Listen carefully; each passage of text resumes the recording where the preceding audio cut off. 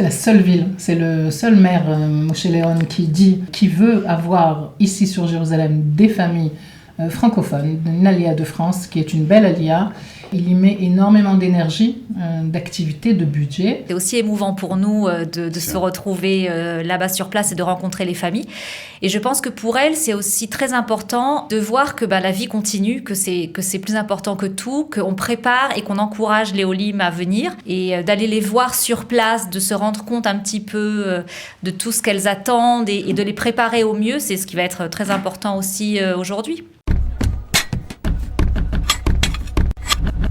Jérusalem à Paris, c'est pour bientôt puisque le salon de l'Alia de Jérusalem se tiendra du 1er avril au 4 avril, c'est pas un poisson d'avril, à Paris, en région parisienne. Et pour cela, nous sommes très heureux de recevoir toute une équipe dans notre studio puisque nous sommes avec Nathalie Atlan. Nathalie, bonjour. Bonjour Olivier. Vous êtes responsable de l'éducation des Olim à la mairie de Jérusalem.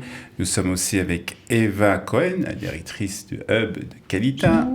Bonjour Eva. Et Esther, qui est responsable des équivalences et des diplômes à Kalita. Et nous sommes aussi avec Youssef Mimoun, qui est coordinateur de l'intégration et l'éducation dans le milieu orthodoxe à Jérusalem. Tout le monde donc de Jérusalem, merci d'être avec nous pour nous parler de ce salon. Donc tout ce beau monde va se rendre à Paris pour rencontrer justement donc, les candidats ou ceux qui ont l'intention de faire bientôt leur alia à Jérusalem. Et la première question que je voudrais vous poser, un peu à tout le monde, c'est le premier salon de Jérusalem qui se tient à Paris après le 7 octobre. Est-ce que depuis le 7 octobre, vous avez l'impression qu'il y a plus de demandes? Est-ce que vous avez des appels, des personnes qui s'intéressent, des familles qui ont envie de faire leur alia? Est-ce que vous avez l'impression qu'il y a un peu un mouvement comme ça qui se fait?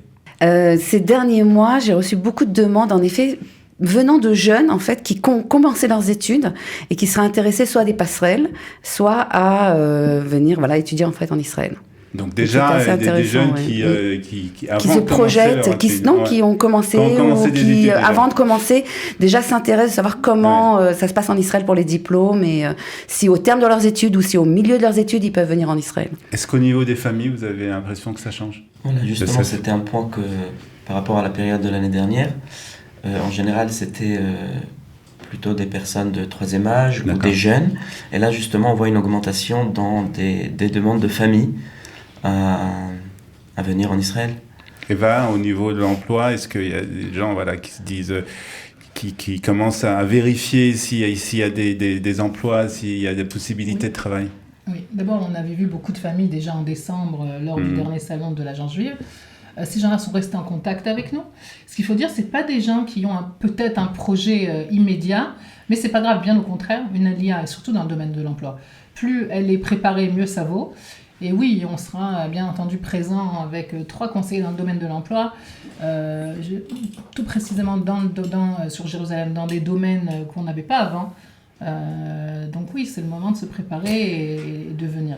Alors justement, je voudrais qu'on parle aussi de l'importance de ce salon. Alors c'est pas le premier salon, il y a déjà beaucoup de salons qui ont été organisés, des salons de l'Alia, mais aussi le salon plus particulièrement de Jérusalem. Je crois que c'est la seule ville qui organise ce genre de salon.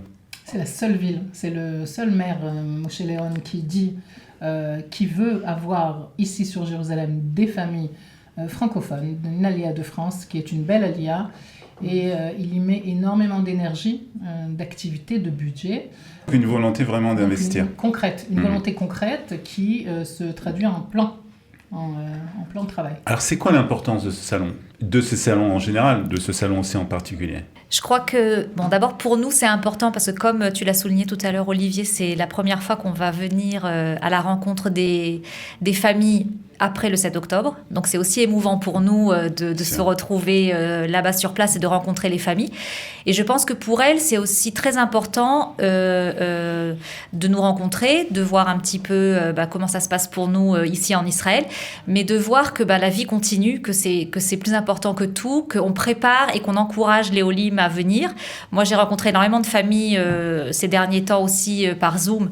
et d'aller les voir sur place, de se rendre compte un petit peu de tout ce qu'elles attendent et de les préparer au mieux, c'est ce qui va être très important aussi aujourd'hui. Alors, quelles sont les questions qu'on vous pose en général dans ce genre de salon? Énormément de questions dans le domaine de l'intégration. Quels sont mes droits?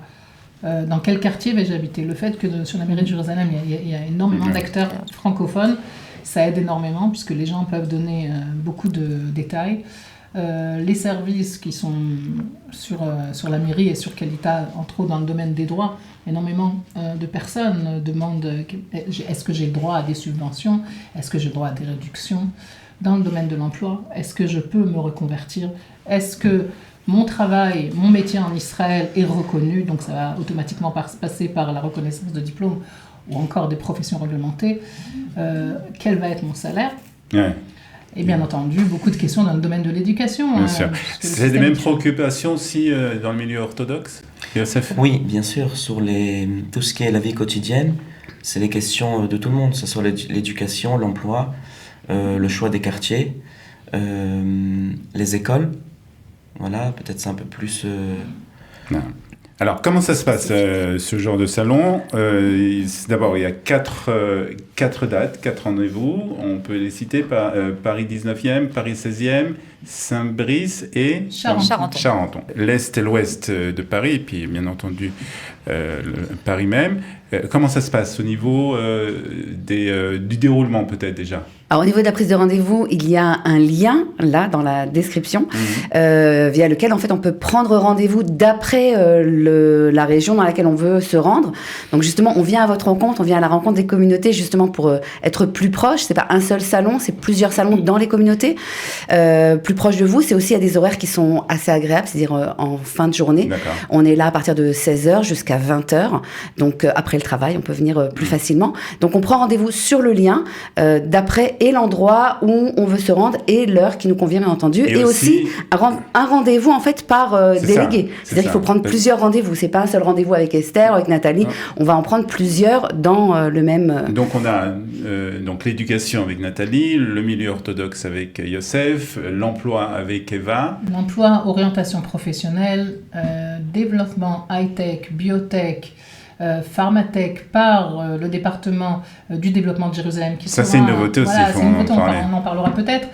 Et bien entendu, dans le domaine de l'intégration, les retraites, les quartiers, les droits. D'accord. Tout ça, c'est la même personne? Oui, ça c'est la même. Ça, c'est Levana qui sera sur place et qui n'est pas là aujourd'hui, mais qui va donner énormément d'informations dans le domaine de l'intégration. Et Esther, les diplômes? Sur les diplômes, bien entendu. Sur les équivalences. Voilà. Ça, c'est très important de prendre rendez-vous, c'est même obligé de prendre rendez-vous. Et aussi, la question qui se pose, c'est, bien sûr, on a dit que ça se prépare, la Aliyah, mais aussi, ces rendez-vous aussi doivent se préparer, c'est-à-dire qu'il faut venir aussi avec des questions vraiment très précises. Oui, c'est bien pour les personnes qui vont venir à notre rencontre d'arriver préparées. Moi, je demande tout le temps au niveau de l'éducation d'apporter les bulletins scolaires, d'apporter éventuellement les évaluations, s'il y a eu des évaluations psychométriques qui ont été faites aussi en France. C'est important, en fait, que les familles comprennent qu'on est là pour les accompagner, mais au plus juste. C'est-à-dire que de personnaliser réellement l'entretien.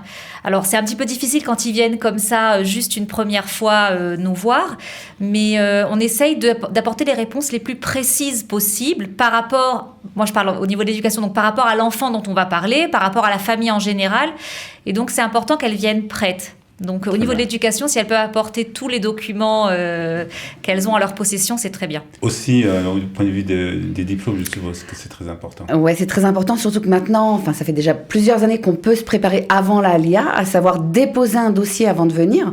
Donc en parallèle de la préparation de son dossier d'Aliyah, on peut envoyer un dossier d'équivalence pour voir si notre profession, en fait, si notre parcours est reconnu. Et bien entendu, ça c'est pour les professions réglementées. Et donc, même pour les personnes qui veulent se présenter à l'examen, même avant la Aliyah. Donc, ça nous fait gagner à peu près 2 ans de vie quand on fait ça à l'avance. Donc, de les rencontrer avant et de savoir exactement de quoi constituer le dossier, quels documents on doit rechercher, parce qu'on ne garde pas en général tous les papiers. Donc, c'est très important. Eva, alors, on a commencé à parler d'une petite nouveauté. Il y a alors quand même 2 nouveautés dans ce salon, c'est important de le signaler. La première d'abord, c'est que pour la première fois dans le domaine de l'emploi, le département du développement de Jérusalem, qui est un département qui est relativement assez autonome, qui a comme mandat de développer les compagnies de Jérusalem, tout particulièrement dans le domaine de la high-tech, de la biotech et de la pharmatech. Leur directrice de projet, Yona, sera présente avec une belle panoplie d'offres d'emploi précises, vraiment précises. Ah ouais. Il faut dire que c'est pour des gens qui maîtrisent l'anglais quand même. D'accord. Mais beaucoup de profils, seniors, quelques juniors. Dans la high-tech, pharmatech et biotech. Donc on sera sur place avec les offres d'emploi. Il faut dire qu'ils sont déjà publiés sur le site du Hub de l'emploi. Donc on peut déjà venir déposer un CV. Donc quand on parle de se préparer, alors il est temps de se préparer, de pouvoir peut-être même avoir commencé des entretiens en Zoom et peut-être concrétiser une alia réussie avec un travail qui nous attend. Ce sont des métiers qui sont développés en Israël et même après la guerre, peut-être même plus, restent demandés et les offres d'emploi sur Jérusalem sont multiples. Et aussi, alors, pour les médecins et dentistes. En fait, ce salon de Jérusalem suit le salon de MEDEX qui sera dimanche 31 mars. D'accord. Donc, plus particulièrement pour les médecins et les dentistes. Alors là, donc, bien entendu, on vous invite, mais toute l'équipe de la mairie de Jérusalem et de Kalita seront sur place, justement parce que tous ces médecins et ces dentistes ont des conjoints qui ont peut-être besoin d'un travail, qui ont besoin d'un quartier, qui ont besoin de placer les enfants dans des écoles. Donc voilà, des représentants seront sur place pour donner des questions pour les gens dans ces métiers-là qui voudraient faire une alia réussie, se préparer à avoir des réponses. Très bien. Et puis le plus important dans ça, c'est bien sûr ce qui se passe, ce qui va se passer donc du 1er au 4, mais c'est surtout après le suivi que vous allez faire de ces familles. Ça, c'est très important. Tout à fait. C'est important comme j'ai dit tout à l'heure, d'avoir un premier contact avec eux en visuel, en vrai. Et après, on reste à accompagner de manière personnalisée jusqu'à ce que l'ALIA soit faite. Et même après l'ALIA, de toute façon, on accompagne les Olim jusqu'à 10 ans. Donc c'est très important. Donc voilà, si vous avez l'intention ou vous avez idée de faire votre alia à Jérusalem, c'est le moment ou jamais, du 1er au 4 avril. Vous voulez rajouter quelque chose ? On vous attend. On vous attend. Venez. Bonne conclusion. Donc du 1er au 4 avril, on mettra bien entendu tous les liens et les rendez-vous dans le petit pitch qui accompagnera cette émission. Merci à vous tous et bon voyage. Et revenez avec plein de dossiers de candidats à l'Alia à Jérusalem. Merci. Merci.